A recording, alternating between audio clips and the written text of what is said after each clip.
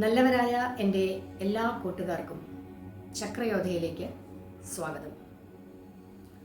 നിങ്ങളുടെ വിലയേറിയ അഭിപ്രായങ്ങളും ചോദ്യങ്ങളും നിർദ്ദേശങ്ങളും അയച്ചു തന്നതിൽ വളരെയധികം നന്ദിയും സന്തോഷവും ആദ്യമേ തന്നെ ഞാൻ പറഞ്ഞുകൊള്ളട്ടെ. കഴിഞ്ഞ വീഡിയോ കണ്ടതിൽ നിന്നും കുറേ നല്ല അഭിപ്രായങ്ങളും കുറേ നിർദ്ദേശങ്ങളും പിന്നെ ചിലർക്കൊക്കെ അത് കണ്ടതിൽ ദുഃഖമുണ്ടായെന്നും വിഷമമുണ്ടായെന്നും ഒരു കുറ്റബോധം തോന്നിയെന്നുമൊക്കെ ഉള്ള മെസ്സേജുകൾ ലഭിച്ചു. വിഷമിക്കണ്ട എൻ്റെ കൂട്ടുകാരെ. അത് അങ്ങനെ നിങ്ങൾക്ക് തോന്നി എങ്കിൽ നിങ്ങൾ നിങ്ങളെ മനസ്സിലാക്കി തുടങ്ങിയിരിക്കുന്നു എന്നതിനുള്ള സൂചനയാണ് അത്. എനിക്ക് പറയുവാനുള്ളത്, ഈ ലോകത്ത് ജനിച്ചു എങ്കിൽ എല്ലാവരിലുമുണ്ട് കുറ്റങ്ങളും കുറവുകളും. ദുഃഖങ്ങളും സുഖങ്ങളും സമ്മിശ്രമാണ് നമ്മുടെ ഈ ജന്മങ്ങൾ. അവിടെ നമ്മൾ അപകർഷതാബോധത്തോടെ അല്ലേ അതിനെ നോക്കി കാണേണ്ടത്, മറിച്ച് പശ്ചാത്താപ മനോഭാവമാണ് നമ്മളിൽ വേണ്ടത്. ഈശ്വരൻ, സർവേശ്വരൻ പല അവതാരങ്ങളിലൂടെ നമ്മൾക്ക് അത് കാട്ടിത്തരുന്നു. അത് കൃഷ്ണനായിക്കോട്ടെ, ഈ ബൈബിളിൽ പറയുന്ന യേശുക്രിസ്തു ആയിക്കോട്ടെ, ഈ ഭൂമിയിൽ അവതാരമെടുത്തപ്പോൾ അവർക്കുണ്ടായ ദുഃഖങ്ങളും ദുരിതങ്ങളും എങ്ങനെ അതിനെ തരണം ചെയ്തു എന്ന് നമ്മൾക്ക് കാട്ടിത്തരികയാണ് ചെയ്യുന്നത്. അവിടെ നമ്മൾ തളരുകയല്ല വേണ്ടത്. എങ്ങനെയാണ് അതിനെ അതിജീവിച്ചത്? നല്ല ചിന്ത, സൽപ്രവൃത്തി, അനുകമ്പ, സഹാനുഭൂതി, ദൈവാധീനം അല്ലെങ്കിൽ പ്രാർത്ഥന എന്നിവയിലൂടെയെല്ലാം നമ്മളെ കാണിച്ചു തരികയാണ് ചെയ്തത്.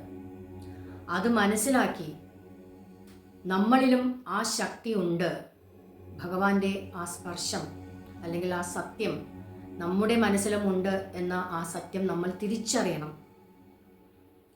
ആ ഒരു അമാനുഷിക ശക്തി നമ്മളിലുമുണ്ട്. ആ തത്വത്തെ നമ്മൾ ഉൾക്കൊള്ളണം.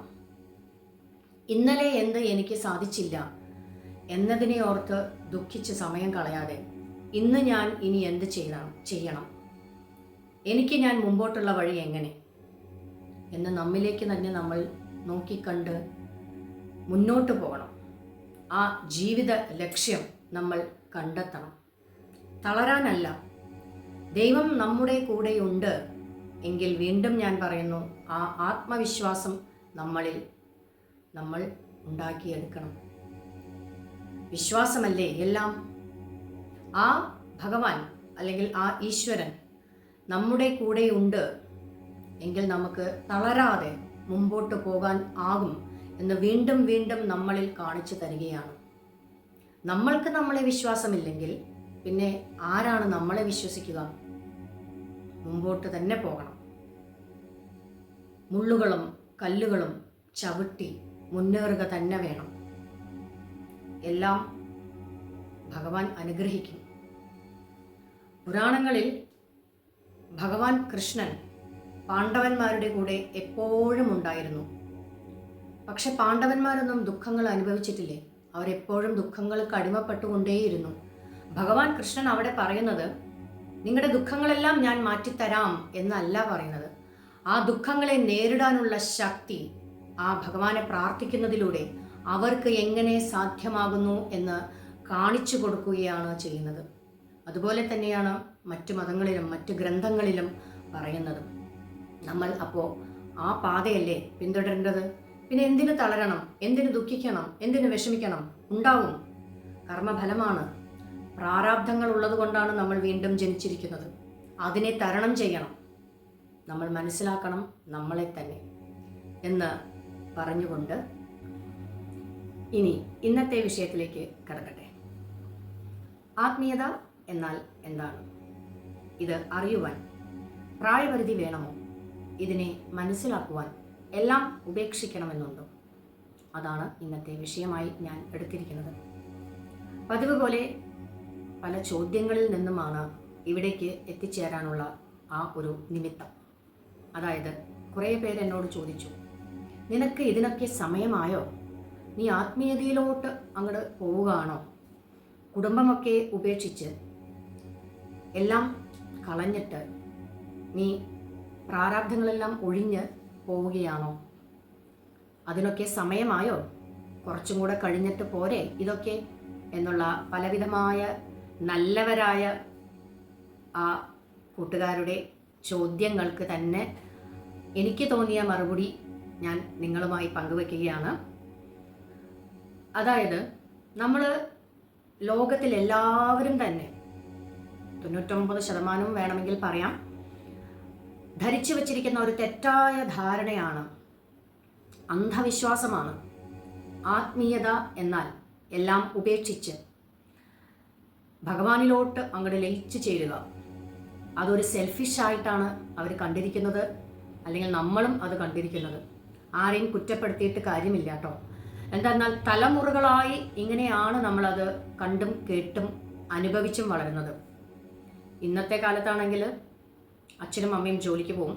രാവിലെ തന്നെ കൊച്ചിനെ ഒന്നില്ലെങ്കിൽ ഡേ കെയർ ആക്കും, അല്ലെങ്കിൽ സെർവൻറ്റിനെ വെച്ചിട്ട് കൊച്ചുങ്ങളെ നോക്കും. രാത്രിയായ അച്ഛനും അമ്മയും വരും. ഒന്നിനും സമയമില്ല. വീട്ടിൽ മുത്തശ്ശിയോ മുത്തശ്ശനുമില്ല. കുട്ടി ഇതൊന്നും കാണുന്നില്ല.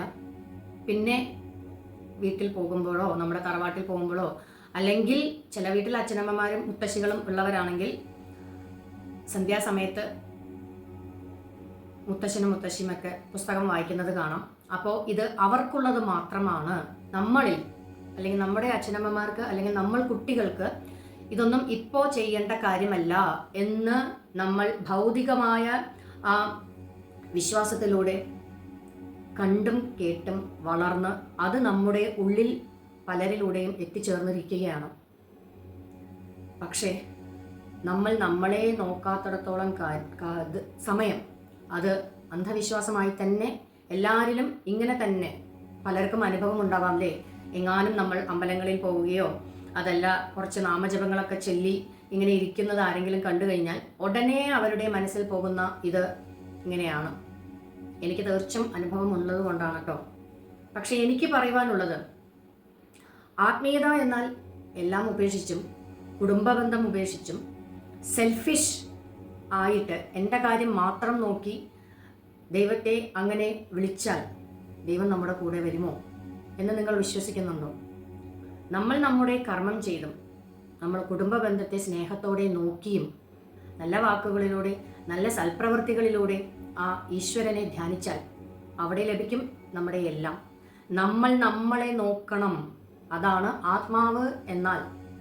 നമ്മൾ തന്നെയല്ലേ, നമ്മുടെ ഉള്ളിലിരിക്കുന്ന ആ ആത്മാവിനെ അല്ലേ നമ്മൾ നോക്കി കണ്ടും തിരിച്ചറിയുന്നത്. അതിനെയല്ലേ ആത്മീയത എന്ന് പറയുന്നത്. അപ്പോൾ നമ്മൾ ഒന്ന് ആലോചിച്ച് നോക്കുക. നമ്മൾ ഈ പുറം ലോകം പറയുന്നത് എന്താണോ അതാണോ നമ്മൾ വിശ്വസിക്കേണ്ടത്? അതല്ല, ഞാൻ എന്നിൽ നോക്കി കണ്ട് എൻ്റെ കർമ്മം എന്താണ്, ഇനി ഞാൻ എന്ത് ചെയ്യണം, എനിക്ക് വന്ന ഈ ദുഃഖങ്ങളെ ഞാൻ എങ്ങനെ തരണം ചെയ്യണം, അതെനിക്ക് എങ്ങനെ സാധ്യമാകും, ഞാൻ ദൈവവിശ്വാസിയാണെങ്കിൽ അതിലൂടെ എനിക്ക് എങ്ങനെ മുമ്പോട്ട് കയറാനാകും എന്നുള്ള ആ ചിന്തയൊക്കെ അല്ലേ ഈ ആത്മീയത. കൂട്ടരെ, നമ്മൾ നന്നാവണമെങ്കിൽ മറ്റുള്ളവരുടെ വാക്കുകൾ, ഇതുപോലെയുള്ള വാക്കുകൾ കേട്ടുകഴിഞ്ഞാൽ നമ്മൾ തളർന്നു പോവുക തന്നെ ചെയ്യും. അല്ലെങ്കിൽ നമ്മൾ നമ്മളെ മറന്ന് അവരിലൂടെ ആ കാണുന്ന പുറം ലോകത്തെ ഭൗതിക ലോകത്തോട് നമ്മൾ ചേർന്നിണങ്ങി വീണ്ടും കുറ്റങ്ങളും തെറ്റുകളും ആവർത്തിച്ചു കൊണ്ടേയിരിക്കും. അതാണോ വേണ്ടത്? നമ്മൾ നമ്മളോട് തന്നെ ചോദിക്കുക. ആത്മസത്യം ജഗത് മിഥ്യ എന്ന് വെച്ചാൽ ആത്മാവ് സത്യമെന്നും ജീവിതം മിഥ്യയെന്നുമുള്ള ആ വിശ്വാസം നമ്മളിൽ കണ്ടുകഴിഞ്ഞാൽ അത് എങ്ങനെ നമ്മൾ എഴുന്നേൽക്കണം എന്ന് നാം ചിന്തിച്ചു തുടങ്ങും. ഇതിന് പ്രായപരിധി വേണമെന്നുണ്ടോ? അതല്ല, വയസ്സായിട്ട് റിട്ടയർമെൻ്റ് ഒക്കെ ആയിട്ട് പ്രാരാബ്ധങ്ങളൊക്കെ ഒന്ന് സെറ്റായിട്ട് പോരെ ഇതൊക്കെ എന്ന് നമ്മൾ കരുതി പോന്നാൽ നമ്മുടെ ഈ ജീവിതം ആയുസ് എന്താണ് ഒരു ഉറപ്പ്? നാളെ നമുക്ക് എന്ത് വേണമെങ്കിലും പറ്റാമല്ലേ? അപ്പം നമ്മൾക്ക് ചെയ്തു തീർക്കേണ്ടത് നമ്മൾ ചെയ്തു തീർക്കാൻ സാധിക്കുമോ? അതല്ല, ചെറുപ്പം മുതലേ നമ്മുടെ വീട്ടിൽ ഇതൊക്കെ നമ്മൾ ശീലിച്ചിരുന്നു എങ്കിൽ 24 മണിക്കൂറും ദൈവത്തെ ധ്യാനിച്ചിരിക്കണം എന്നല്ല കേട്ടോ ഞാൻ ഉദ്ദേശിച്ചത്. മാത്രമല്ല മറ്റുള്ളവരുടെ വാക്കുകൾ കേൾക്കണ്ട എന്ന് നിങ്ങൾ തെറ്റിദ്ധാരണയിലൂടെയല്ല നിങ്ങൾ മനസ്സിലാക്കേണ്ടത്. അതായത് അങ്ങനെ പറഞ്ഞതുകൊണ്ട് എനിക്ക് തൻ്റെ ഇടമായി ആരെയും വകവയ്ക്കാതെ ജീവിക്കണം എന്നല്ല ഞാൻ ഉദ്ദേശിച്ചത്. പകരം നമ്മുടെ കുടുംബത്തോട് ഇണങ്ങിയും സ്നേഹബന്ധം നിലനിർത്തിയും സൽപ്രവൃത്തി ചെയ്തും നല്ല വാക്കുകൾ പറഞ്ഞും നമ്മുടെ കർമ്മങ്ങൾ, നമ്മുടെ ജീവിതത്തിൻ്റെ ലക്ഷ്യങ്ങൾ കണ്ടെത്തി ആ ഈശ്വര ധ്യാനത്തിലൂടെ അത് സാധ്യമാവൂ എന്ന് നമ്മളെ തിരിച്ചറിയുക വഴിയാണ് ആ ആത്മീയതയിലേക്ക് നമ്മൾ എത്തുന്നത്. അതിനുവേണ്ടി നമ്മൾ ആദ്യം നമ്മളെ നോക്കിക്കണ്ടാൽ ഇപ്പോഴത്തെ കുട്ടികൾ, അവർക്കും ഇത് നമുക്ക് പകർന്നു ആകില്ലേ? നമ്മൾ ആദ്യം നന്നാവണം എന്ന് വെച്ചാൽ നമ്മളെ തന്നെ നമ്മൾ മനസ്സിലാക്കി കഴിഞ്ഞാൽ അതിന് ശരിക്കും നമുക്കിപ്പോൾ സമയമില്ല അല്ലേ? ഈ ലോകത്ത്, ഈ കലിയുഗത്ത്, ഈ മെക്കാനിക്കൽ ലൈഫിൽ ഒന്നിനും സമയമില്ല. രാവിലെ ആയാൽ എന്തൊക്കെയോ ചെയ്തു കൂട്ടുന്നു, ശ്വാസം വിടാൻ പോലും സമയമില്ല. ടെൻഷനും സ്ട്രെസ്സും ജോലി ഭാരങ്ങളും, അത് കഴിഞ്ഞ് വീട്ടിൽ വരുമ്പോഴോ ആ ദേഷ്യം തീർക്കലും, ഞാൻ ഉൾപ്പെടെയുള്ള കാര്യങ്ങളാണ് കേട്ടോ നിങ്ങളോട് പറയുന്നത്. അപ്പോൾ അങ്ങനെ ഒരു മെക്കാനിക്കൽ ലൈഫിലൂടെ കടന്നു പോകുമ്പോൾ ഒന്നിനുമില്ല സമയം. നമുക്ക് തോറ്റു കൊടുക്കാനും വയ്യ. ഇതിനെ എങ്ങനെ നേരിടണം, എന്ത് ചെയ്യണം? നാടോടുമ്പോൾ നടുവേ ഓടണം അല്ലേ? അപ്പോൾ പോകുന്നിടത്ത് ഓടുക, എന്തെങ്കിലുമൊക്കെ കാട്ടിക്കൂട്ടുക, ജയിക്കാൻ പലതും ചെയ്യുക, പല അബദ്ധങ്ങളിലും ചാടുക, മനസ്സിനെ കൺട്രോൾ ഇല്ലാണ്ട് എന്തൊക്കെയോ കാട്ടിക്കൂട്ടുക. അതുകൊണ്ടാണല്ലോ ഇന്നത്തെ ഈ ചെറുപ്പക്കാർ എന്ത് ചെയ്യണമെന്നറിയാതെ പല ക്രൂരകൃത്യങ്ങളും ആത്മഹത്യ പോലെയുള്ള വഴിവക്കിലേക്കൊക്കെ ചെന്ന് ചാടുന്നതും. അവർക്ക് ഉറപ്പില്ല മനസ്സിന് എന്ത് ചെയ്യണം, എവിടെ നിന്നാണ് അവർക്ക് ഇതൊക്കെ കിട്ടുക. അച്ഛനമ്മമാർക്ക് സമയമില്ല, അവരെ നോക്കാൻ അവർക്ക് സമയമില്ല, അവരുടെ മനസ്സിൻ്റെ ഉള്ളിൽ എന്താ നോക്കാൻ സമയമില്ല. നമ്മൾ അവരെ കുറ്റപ്പെടുത്തുന്നു, അവർ നമ്മളെ കുറ്റപ്പെടുത്തുന്നു. ഒന്നിനും സമയമില്ലാത്ത ഈ ലോകത്ത് കുറച്ചു നേരം നമ്മൾ നമ്മളിലേക്ക് തന്നെ ചിന്തിച്ചാൽ അതിൻ്റെയൊക്കെ അർത്ഥം മനസ്സിലാവും. അപ്പോൾ നമ്മൾ നമ്മുടെ കുട്ടികളെ ഈ മോറൽ വാല്യൂസും ഈ എത്തിക്സും എന്താണെന്ന് ചെറുപ്പത്തിലേ നമ്മൾ ഒന്ന് മുട്ടിട്ട് അവർക്ക് കൊടുത്തിരുന്നെങ്കിൽ, അല്ലെങ്കിൽ ഇനിയും കൊടുക്കുവാൻ സാധിക്കും എങ്കിൽ അവരുടെ ജീവിതവും ധന്യമാവുകയല്ലേ? അവിടെ നമ്മൾ ആത്മീയത എന്നും പറഞ്ഞ് നമ്മൾ മനസ്സിലാക്കിയതെയും അവരുടെ വഴിക്ക് വിടുകയും ചെയ്തിട്ട് എന്തെങ്കിലും സംഭവിച്ചു കഴിഞ്ഞാൽ അപ്പോൾ നമ്മൾ മലർത്തിയിട്ട് വല്ല കാര്യവുമുണ്ടോ? ഇപ്പോഴേ നമുക്ക് അതിനെ ശ്രദ്ധിച്ചുകൂടെ? നമ്മുടെ കുട്ടികൾ നന്നാവണ്ടേ? എനിക്ക് എൻ്റെ അറിവ് അല്ലെങ്കിൽ എനിക്ക് പറയുവാനുള്ളതും ഭാവി തലമുറയിൽ എല്ലാവരെയും അല്ല, ഒരാൾക്കെങ്കിലും നമ്മൾ പറയുന്നത് കേട്ട് ഉൾവിളി തോന്നുകയാണെങ്കിൽ ഈ ചക്രയോധയിലൂടെ, ഈ ചാനലിലൂടെ അത് തന്നെയാണ് എൻ്റെ ലക്ഷ്യവും. നമ്മൾ ഇത്രയും പിന്നിട്ടു, വൈകിയാണ് ഈ ആത്മീയത എന്താണെന്ന് മനസ്സിലാക്കിയത്. വിഷമമുണ്ട്, പക്ഷേ ഇനിയും ഒരു ദിവസമെങ്കിൽ ഒരു ദിവസം ഞാനത് മനസ്സിലാക്കി ചെയ്താൽ അത്രയും എൻ്റെ പാപങ്ങൾ കുറഞ്ഞു കിട്ടും. അല്ല, എനിക്ക് മനസ്സാന്നിധ്യം, മനസ്സന്തോഷം, ആത്മസംതൃപ്തി കിട്ടും. അല്ലെങ്കിൽ അതായിരിക്കണം എൻ്റെ ലക്ഷ്യം എന്ന് വിചാരിച്ചിട്ടാണ്. നമ്മുടെ കുട്ടികൾക്ക് നമ്മൾ നല്ലത് പറഞ്ഞു കൊടുക്കുവാൻ നമ്മൾക്ക് സാധിക്കുമോ? എവിടെ, എങ്ങനെ പറഞ്ഞു കൊടുക്കണം?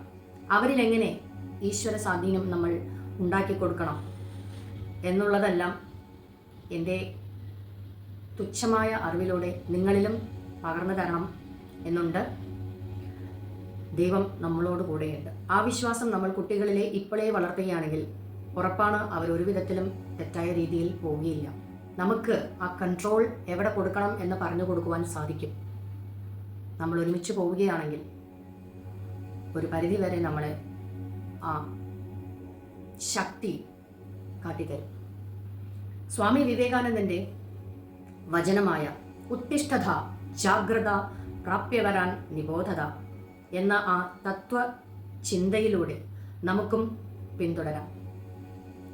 Self love is not selfish, it's mind study and game.